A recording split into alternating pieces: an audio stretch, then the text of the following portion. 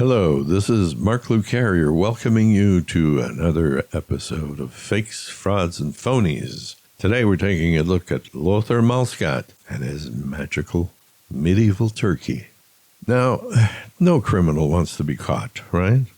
Fraud artists work hard at covering their tracks with false names and all manner of phony fronts, while all forgers spend hours creating the illusion that their work is someone else's. All of them except Lothar Maskat. He clamored for the world's attention, exposing himself as a forger to anyone who would listen. But let's start at the beginning. March 29th, 1942, was not a serene Palm Sunday in Lübeck, Germany, as Allied aircraft droned overhead and dropped their loads of bombs on the city.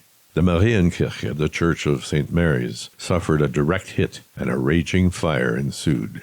The flames wreaked destruction throughout the structure, except in one corner of the church, where intense heat caused the whitewash to flake off the walls, exposing a hitherto unknown medieval fresco. When the dust settled, church officials found the remains of exquisite wall murals just under the high windows of the nave, as well as on the pillars and vaulting. After the war, the renowned restorer Dietrich Fay and his assistant, our friend Lothar Maskat, began a complex restoration project on the freshly exposed frescoes of St. Mary's. The men spent hours and hours in painstaking labor working on the highest platform of tall scaffolding, patiently bringing back to life the work of an anonymous medieval artist. 2 years later, Konrad Adenauer, West Germany's first chancellor, presided over the unveiling of the restoration. Art experts had come from all over Europe, and several voiced the opinion that these frescoes were exquisite, including a certain Herr Hirschfeld of the West German National Trust, who said that they were the most important and extensive ever discovered in Germany. In fact, among the finest intact frescoes of the 13th and 14th centuries. Chancellor Adenauer echoed these opinions when he described the works as a valuable treasure and a fabulous discovery of lost masterpieces. The work was indeed such a success that generous amounts of money were allocated for continuing restorations throughout the country, despite post-war West Germany's difficult financial situation. Later, on the 700th anniversary of the church, the doors of St. Mary's opened to the public, and now the citizens of Lübeck could stand in awe of the frescoes. What a wonderful legacy of olden times had been brought back to life by Herr Fay and his assistant, ran the consensus among the population.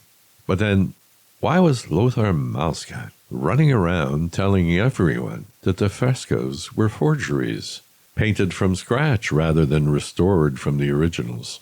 He even threw himself at the mercy of the police, insisting they shackle him and drag him off to jail for forgery. They didn't take him seriously. In fact, no one took him seriously. Maskat was an unknown drudge who stood in the shadow of his boss, the internationally renowned master of restoration, Dietrich Fay. There were stories that Maskat had had a falling out with Fay and that the calumnies he was spreading were simply an effort to bring disrepute on the great man. Others said he was just a second-rate artist, thirsty for cheap publicity.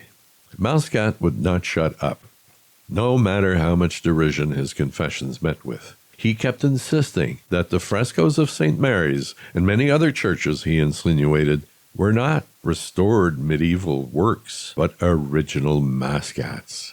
By sheer dint of repetition, he finally got the attention of the press. Newspapers, perhaps sniffing out a juicy scandal, began demanding proof of his allegations. Maskat generously offered them whatever corroboration they wanted. He began by explaining how he'd based many of his figures on illustrations from a book entitled History of Fresco Painting. Reporters verified this, and the newspaper Die Welt published an astounding picture, 2 identical images of a 9th century Coptic monk, one from the book in question, the other from the recently restored frescoes. Many people were suddenly sitting up and listening to what Maskat had to say. Was there indeed some trickery behind the work of Fay? The authorities of Lubeck stood foursquare behind the famous restorer, resolutely refusing to believe Maskat's mad allegations. They wanted more proof, lots more proof. Maskat was fully prepared to provide it and began confessing to a whole string of forgeries. On instructions from Fay, he explained, he'd committed forgery in the cathedrals of two other towns in the region, Schleswig and Rastenburg. Also, in Lubeck's Hospital of the Holy Spirit, the Church of St. Catherine, as well as in assorted little churches throughout the city of Lubeck. A loud and indignant chorus of utter nonsense arose from the representatives of all those cities and institutions. But Maskat was far from finished. He further confessed to forging many drawings and paintings by old and new masters, 600 of them in all. He copied the work of Rembrandt, Watteau, Munch, Hodler, Liebermann, Barlac, Degas, Corot, Renoir, Gauguin, Utrillo, Matisse, Rousseau, Pasquin, and Chagall, or so he claimed. It was even rumored that Chagall had personally authenticated a Maskat fake as one of his own. Controversy grew around these wild rumors, and the story grew too big to ignore. The public prosecutor had little choice but to initiate an inquiry into the allegations, and Maskat gladly provided the investigators with a series of counterfeits he had allegedly produced between 1945 and 1950, while a surprise visit to Fay's residence resulted in the discovery of several more forgeries. The pieces of Maskat's stories were beginning to fall into place, however wild and improbable they may have been.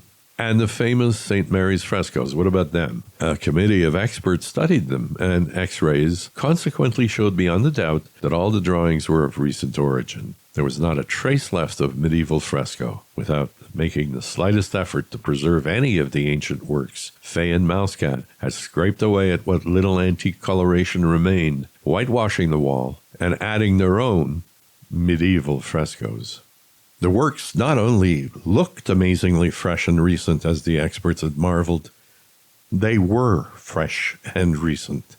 And in a final indignity to ancient artists, Maskat had mischievously made a saint in the image of his sister Vera and added a turkey to the frescoes. The press soon pointed out that turkeys had not been introduced to Europe until well after the medieval era. The trial of Maskat and Fay lasted from August 1954 to January 1955. Despite the lingering memory of the Nuremberg trials, Maskat's defense was simply that he'd been following orders. His master, Diedrich Fay, told him what to do, and he would promptly execute the command. No questions asked. It was a rather unconvincing argument, but after due consideration for the fact that he had come forward with a confession, he was sentenced to only 18 months in prison. Diedrich Fay, now clearly identified as the mastermind of the deception, was given a slightly longer term. Maskat obtained early release in 1957, and until his death in 1987, he exploited his infamy to establish himself as something of a legitimate artist. Well, that's it for this episode of Fakes, Frauds, and Phonies. Please subscribe, and if you're a victim of art fraud, please write to me. My email is fakesandfrauds, all in one word, at writeme, WRITEME.com. In closing, please note that a illustrated print version of Fakes, Frauds, and Phonies is available at Amazon worldwide in Kindle or paperback format. So this is your host, Mark Luke Carrier, saying bye-bye for now.